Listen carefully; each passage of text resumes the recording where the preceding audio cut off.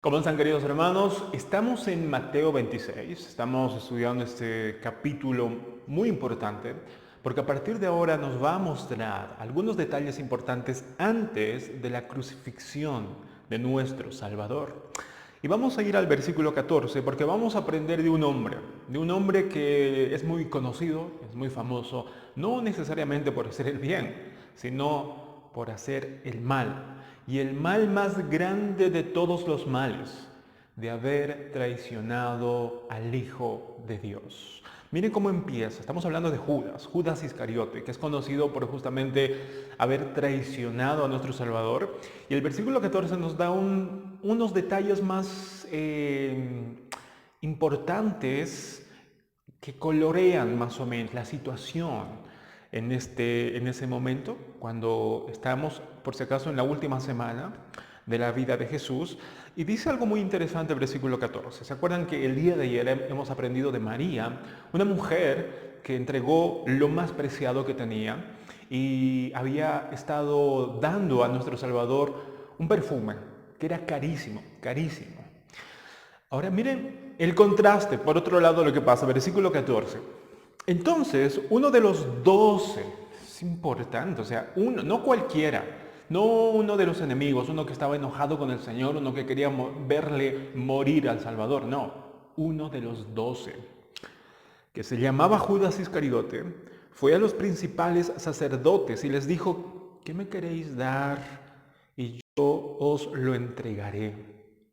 Y ellos le asignaron 30 piezas de plata y desde entonces buscaba oportunidad para entregarle.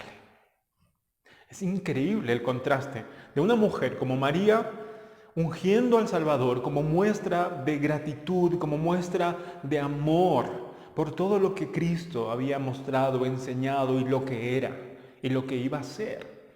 Pero por otro lado vemos a un hombre, Judas, el tesorero justamente de los 12, alguien que nadie iba a pensar, porque era el tesorero. Se supone que todos tenían que confiar en él, en cómo administraba incluso los recursos del grupo. Pero este hombre, uno de los 12, que había comido con el Señor, que había andado casi 3 años con nuestro Salvador, lo conocía, lo escuchaba, había escuchado todos los sermones habidos y por haber. Y lo que hace es algo increíble, se ofrece a los líderes judíos, a los sumos sacerdotes o a los principales sacerdotes quienes estaban planeando cómo matar a Jesús. Él va y se ofrece y les dice: ¿qué me van a dar? ¿Qué me ofrecen para yo entregarles en bandeja de plata a Jesús? El texto dice que los principales sacerdotes le habían dado 30 monedas de plata, 30 piezas de plata. Estas 30 piezas de plata estaban profetizados, pero justamente 30 piezas de plata valía un esclavo. Un esclavo valía 30 piezas de plata. Y Judas había vendido a Cristo al precio de un esclavo. Y no cualquier esclavo, un esclavo que estaba obviamente herido por un buey. En el libro de Éxodo habla de que si un siervo o un esclavo iba a ser herido por un buey de otra persona, entonces esa persona, el dueño de ese buey, tenía que pagar 30 piezas de plata por este esclavo. Ahora, ¿cómo es posible que un hombre que ha pasado tanto tiempo con Jesús llegue a ofrecerse voluntariamente, vaya donde los sumos sacerdotes y les diga: ¿qué me van a dar por entregarle a Jesús? Le dieron 30 piezas de plata y desde ese momento Judas estaba buscando la oportunidad para poder entregar, traicionar a su maestro. Versículo 17 empieza una escena muy importante en la vida de nosotros los cristianos, porque esto lo que vamos a leer lo hacemos, por lo menos nosotros, cada domingo del primer mes, la cena del Señor, donde recordamos la muerte, donde recordamos que Él dio su cuerpo, que Él dio su sangre por nosotros. ¿Cómo empieza todo eso? Versículo 17 dice: en el primer día de la fiesta de los panes sin levadura, vinieron los discípulos a Jesús diciéndole: ¿dónde quieres que preparemos para que comas la Pascua? Y él le dijo: id a la ciudad a cierto hombre y decidle: el maestro dice, mi tiempo está cerca, en tu casa celebraré la Pascua con mis discípulos. Y los discípulos hicieron como Jesús les mandó y prepararon la Pascua. Era jueves por la mañana. Los discípulos tenían que preparar la cena de la Pascua porque esa cena era muy especial. Se recordaba cómo el Señor había sacado al pueblo de Israel de Egipto. Entonces había que comprar muchas especies, había que comprar pan sin levadura. El pan sin levadura, por si acaso, era en conmemoración cuando el pueblo de Israel salió de Egipto y estaban tan apresurados que no le dieron tiempo para hacer pan con levadura, de manera que hicieron directamente a lo rápida, digamos, pan sin levadura y salió como galleta, y eso llevaron por el desierto para poder pasar y llegar hasta la tierra prometida, para conmemorar la rapidez, la prontitud con que fue sacado en ese momento el pueblo de Israel. Pero también tenían que preparar por lo menos especias. Había una salsa que tenían que preparar con especias amargas para recordar lo amargo que era la esclavitud allá en Egipto. También se dice que tenía que haber en la cena por lo menos un cántaro o agua salada para poder recordar las lágrimas amargas que el pueblo de Israel había derramado estando esclavos en Egipto. Tenía que haber otra salsa parecida al barro o a la arcilla para recordar justamente eso, que el pueblo de Israel estaba tan esclavizado y recordaban cómo ellos hacían arcilla para hacer ladrillos para los egipcios. De manera que toda la cena de la Pascua, que se realizaba el jueves, para nosotros el jueves más o menos a las 6, a partir de las 6 de la tarde, que para ellos ya era viernes a primera hora, porque para ellos el día empezaba a las 6 de la tarde del día anterior. Es decir, para nosotros es jueves a las 6 de la tarde, pero para ellos ya era viernes a primera hora. De manera que en ese tiempo los discípulos preguntaron, Señor, tenemos que hacer tantas cosas y aparte tenemos que, obviamente, tener el cordero de la Pascua. Es decir, tenían que ofrecer un cordero, ir al templo, sacrificarlo y traer parte del cordero a la casa para poder repartir y cenar ello con todos los que estaban sentados ahí. Y también el vino. De hecho, en la cena de la Pascua se dice que había 4 copas de vino que tenían que tomar en distintos tiempos, ¿no? Una copa primero, después la segunda copa, la tercera copa, recordando, haciendo oraciones. Ustedes lo pueden leer si tienen internet, cómo era más o menos la liturgia de la Pascua. Y la última copa que se tomaba justamente casi para terminar la cena de la Pascua. Entonces, podemos ver que no era tan fácil, no era tan sencillo. De manera que los discípulos el jueves por la mañana ya tenían que preparar y le dijeron, Señor, ¿cómo quieres que hagamos? ¿Dónde quieres que preparemos? Y Jesús le da las órdenes y le dice, vayan a fulano de tal.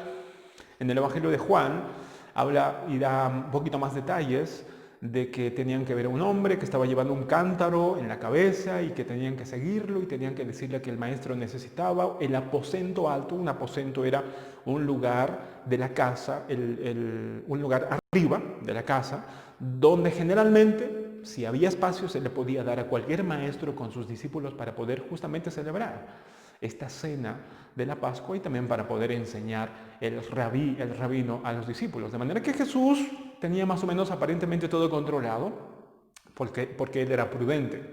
Hemos aprendido acerca de las 10 vírgenes que la prudencia siempre prevé las cosas, así que no hay duda de que el Señor tenía todo bajo control. Bueno, los discípulos hicieron todo eso como Jesús les había dicho y prepararon la Pascua.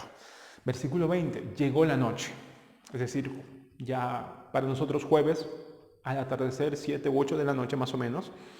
Cuando llegó la noche, se sentó a la mesa con los 12, incluido Judas. Y mientras comían, dijo, de cierto os digo que uno de vosotros me va a entregar. O sea, el Señor, mientras estaban comiendo, ya dijo esto, que obviamente iba a amargar la fiesta. Era como un balde de agua fría en la fiesta. Versículo 22. Y entristecidos en gran manera, comenzó cada uno de ellos a decirle, ¿soy yo, Señor? Entonces él respondiendo dijo, el que mete la mano conmigo en el plato, ese me va a entregar. Es increíble, y la pregunta era, ¿por qué el Señor tenía que decir justamente en medio de la cena una de las preguntas que sabía él que iba a entristecer, iba a congojar a sus discípulos? Y lo había logrado. Y como dicen los comentaristas, y también es casi obvio que es para que el Señor pudiera de alguna forma hacer que sus discípulos sintieran una desconfianza santa, es decir, que ellos no estén seguros de que, como Pedro, no iban a negar al Señor, y que es muy probable, conociendo nuestra naturaleza, que podríamos cada uno de ser capaces de hacer lo que Judas hizo, de traicionar a nuestro Salvador. De manera que lo que Jesús estaba mostrando, tratando de hacer a sus discípulos es, examínense. Porque ustedes no se crean que son inmunes al pecado o al deseo de entregarme, de que tal vez ustedes dirán, no, yo jamás voy a traicionar a mi Señor. Examínense. Y el Señor les dice, y por eso cada uno le preguntaba al Señor, Señor, ¿seré yo? Señor, ¿seré yo? Y Jesús le dijo, no señaló inmediatamente, sino Jesús dijo, el que moja conmigo o el que mete la mano conmigo en el plato, ese me va a entregar. Ahora, todos estaban comiendo en el plato, todos habían mojado de los platos, ¿no? Tenían que partir el pan y el pan generalmente lo partían y lo mojaban con alguna salsa, ya sea con la salsa amarga o con las salsas que había en ese lugar y comían eso. Y todos lo hicieron. De manera que había más incertidumbre. Decían, pero mira, todos hemos mojado del pan. Y ahí donde el Señor da una advertencia importante. Y seguramente la advertencia para que Judas, que ya había pactado con los sumos sacerdotes o con los principales sacerdotes, cómo iba a traicionar al Señor, de alguna manera esta advertencia era para que Judas pudiera recapacitar y pudiera entregar esas monedas y devolver esas monedas antes de que consuma el hecho, antes de que de verdad lo traicione. Y Jesús dice, versículo 24, la verdad del Hijo del Hombre va, según está escrito de él, es decir, en el Antiguo Testamento, mas ay de aquel hombre por quien el Hijo del Hombre es entregado. Bueno le fuera a ese hombre no haber nacido. Estas palabras lo estaba escuchando Judas. Como una muestra y como una muestra más para nosotros de que el Señor antes de ejecutar su juicio siempre nos advierte. No había pasado eso lo mismo con el pueblo de Israel, con Jerusalén que fue destruida. ¿Cuántas veces quise juntarlos? Oh Jerusalén, a tus hijos como la gallina junta a los polluelos. ¿Cuántas veces he mandado profetas, he mandado mis siervos, ustedes los han apedreado, ustedes incluso los han matado? ¿Se dan cuenta cuán paciente es el Señor y cuán de alguna manera misericordioso es el Señor? En este momento que estaba haciéndole escuchar a Judas para que de alguna manera recapacitase, pero ¿se habrá arrepentido Judas? ¿Habrá por lo menos considerado que lo que estaba haciendo era algo vil? Versículo 25, vemos la hipocresía de un hombre, endurecido ya el corazón. Versículo 25, entonces respondiendo Judas, el que le entregaba, dijo, ¿soy yo? Y no dijo Señor, curiosamente dijo, ¿soy yo, maestro? Le dijo el Señor, tú lo has dicho, tú lo has dicho. Decía William Hendrickson de este versículo, justamente, es probable que Judas haya pensado de que tal vez si él no iba a preguntar como los demás, porque todos preguntaron, ¿seré yo, Señor? Y él era el único que faltaba, de manera que él aparentemente estaba pensando, si yo no pregunto, me voy a delatar yo mismo, así que hipócritamente voy a preguntar como si me importara a Jesús, ¿seré yo, Señor? Y es por eso que preguntó, ¿seré yo? Ni siquiera dijo Señor, dijo Maestro. Y Jesús le dijo, tú lo has dicho. O sea, incluso la pregunta de Judas fue más o menos para que la gente, los demás discípulos, no lo descubrieran, o él no se descubriera por no preguntar. Pero aún así su pregunta no fue una pregunta como los demás de, Señor, ¿seré yo de tristeza, de profunda tristeza, sino de endurecimiento? Miren a lo que podemos llegar. Y es increíble, cómo este hombre, a pesar de la advertencia del Señor, aún así no estuvo dispuesto a arrepentirse. Versículo 26. Y mientras comían, ahora vamos a entrar a la etapa justamente de la cena, porque es muy importante. Dice el versículo 26, y mientras comían, tomó Jesús el pan y bendijo y lo partió y dio a sus discípulos y dijo, tomad, comed, esto es mi cuerpo. Obviamente no se refiere que el pan se había convertido o se había transformado en cuerpo del Señor, porque había una gran diferencia. Jesús estaba mostrando el pan y su cuerpo estaba ahí. Eran dos cosas muy diferentes. Pero como simbología, Jesús dijo, Señor, a sus discípulos, tomad, comed, esto es mi pan. Porque tenemos que recordar que Jesús utilizó muchas veces la simbología. Por ejemplo, Él dijo, yo soy la puerta.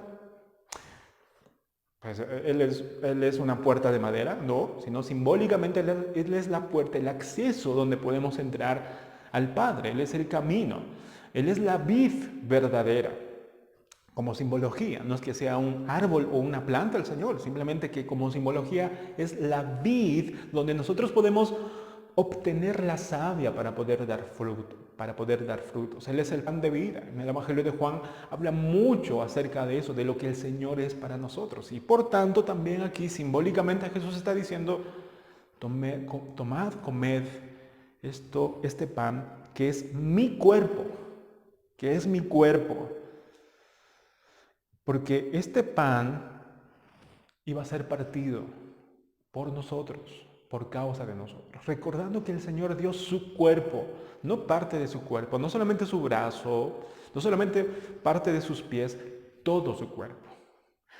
No solamente eso, sino que también dice versículo 27, y tomando la copa, aparentemente la última copa, ¿se acuerdan que al principio les dije que en la cena de la Pascua había 4 copas de vino? Bueno, este era, según dicen los comentaristas, la última copa para casi terminar. Y tomando la copa y habiendo dado gracias, le dio diciendo, bebed, ella todos, beban todos de esta copa, porque esto es mi sangre, dice el Señor. Esto es mi sangre del nuevo pacto, que por muchos, no por todos, sino por muchos, no por unos pocos, sino por muchos, dice, por muchos es derramada para remisión de los pecados.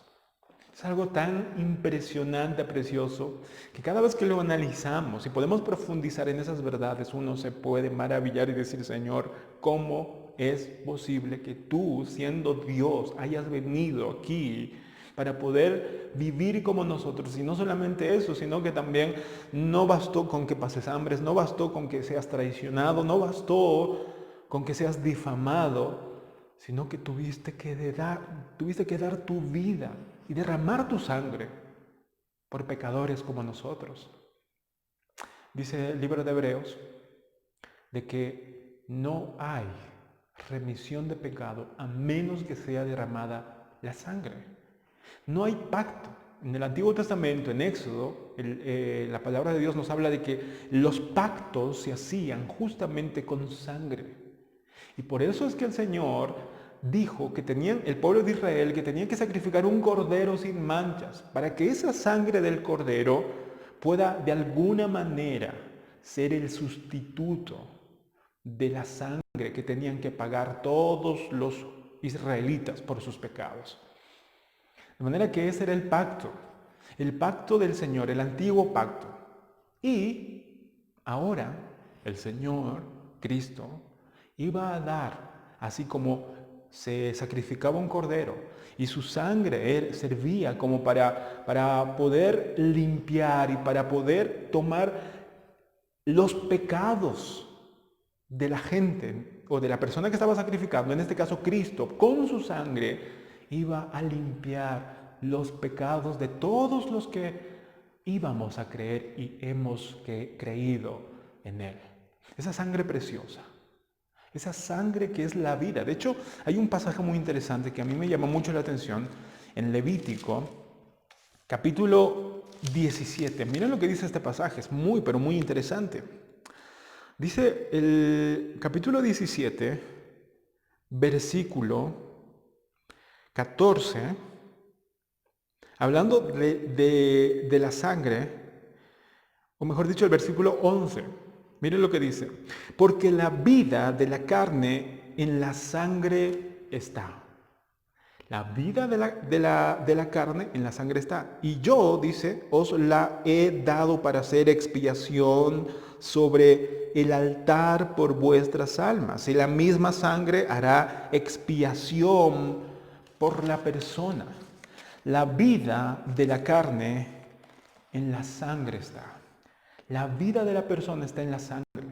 Y como eso el Señor sabía muy bien, entonces el Señor, nuestro Salvador, sabía que la vida estaba en su sangre y la derramó para que nosotros obtuviéramos la vida que había en Él. Por eso derramó toda su vida, toda su sangre fue derramada por nosotros hasta la última gota, como diciendo, tomen mi vida, tomen, vivan. No voy a retener nada para mí, todo para ustedes. Es un sacrificio tan profundo que ni en este video, ni en todos los años vamos a poder entender a plenitud, porque cada vez que conocemos un poco más nos impresionamos y nos damos cuenta de que somos tan indignos de tan semejante sacrificio. El Señor nos mandó a que cada día o que cada vez que nosotros participemos de esta cena del Señor podamos recordar justamente lo que valió nuestro rescate, lo que costó nuestro rescate. Versículo 29. Y os digo, dice el Señor, que desde ahora no beberé más de este fruto de la vida hasta aquel día en que lo beba nuevo con vosotros en el reino de mi Padre. Porque justamente ese día viernes, ya era para nosotros jueves en la noche, pero para los judíos era ya viernes, las primeras horas del día viernes, el Señor iba ya a unas pocas horas más a morir en la cruz del Calvario. De manera que Él dijo, esto va a ser la última vez que voy a compartir con ustedes hasta que pueda compartir también esta misma comunión con ustedes en el reino de mi Padre. Dice el versículo 30, que nos vamos a quedar ahí. Y cuando hubieron cantado el himno, salieron al monte de los olivos. Terminó cantando, porque la cena, la cena de la Pascua, se cantaba de esa manera, o sea, se terminaba de esa manera. Justamente los salmos del capítulo 113 al capítulo 118, todos los que participaban de la Pascua cantaban esos himnos alternadamente. Del capítulo 113 al capítulo 118 de Salmos, justamente cantaban. De manera que también la cena, aparte de ser algo tan santo, tan solemne, era un lugar donde también los papás, con los hijos, con la gente ahí en la mesa de la Pascua, cantaban y disfrutaban y recordaban el sacrificio de cómo el Señor los rescató de Egipto. Pero para nosotros ahora es como el Señor nos rescató de nuestros pecados, lo que costó. Así que yo quiero, hermanos, terminar con tres cosas, como siempre. Nos vamos a quedar ahí. El día de mañana vamos a ver cómo el Señor ora en Getsemaní y también cómo los discípulos decían, Señor, no, nosotros no nos vamos a escandalizar, difícil, te vamos a seguir hasta la muerte. Pero vamos a ver cómo el Señor al final les dice la verdad. Pero antes de ir a eso, el día de mañana, Dios mediante, quiero que podamos pensar en tres cosas. En primer lugar, nuestro Salvador, queridos hermanos, no fue traicionado por un desconocido, sino por uno que comía con Él en la mesa. Así que nosotros no pensemos de que nosotros somos inmunes a traicionar a nuestro Salvador. Nosotros, aún conociendo la palabra del Señor, aún estando y aún orando y aún habiendo estado en la iglesia tal vez por muchos años, podemos y somos candidatos a traicionar a nuestro Salvador, a negar a nuestro Salvador. Así que examinémonos.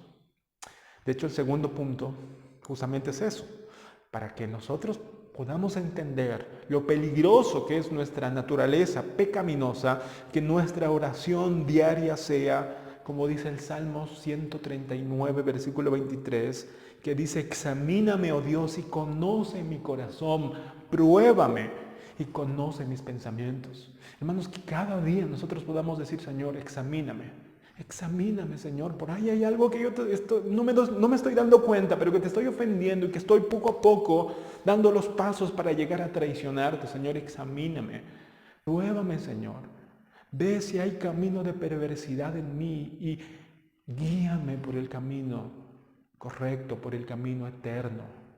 Hermanos, que cada día podamos nosotros examinarnos. Si estamos en la fe también, como decía el apóstol Pablo, examínense. Les decía Pablo a los Corintios, examínense si están firmes en la fe. Y de la misma manera nosotros deberíamos examinarnos. Deberíamos de entender que somos vulnerables y que cada día, cada noche, cada mañana que nos levantemos podamos decir, Señor, examíname. Examina mi corazón. Yo no me quiero creer que yo soy inmune. No quiero hacer lo que los discípulos hacían, por lo menos en esta parte, en este episodio, de decir, Señor, yo nunca jamás te voy a traicionar, yo nunca jamás me voy a escandalizar, yo nunca jamás te voy a negar. Señor, examíname. Hazme entender que soy capaz de eso. Así que ayúdame a andar con cuidado y con humildad. Y en tercer lugar, hermanos, recordemos siempre que Cristo, nuestro Salvador, dio su cuerpo para que fuese partido por nuestros pecados y su sangre para limpiarnos de los más horribles pecados que hayamos cometido.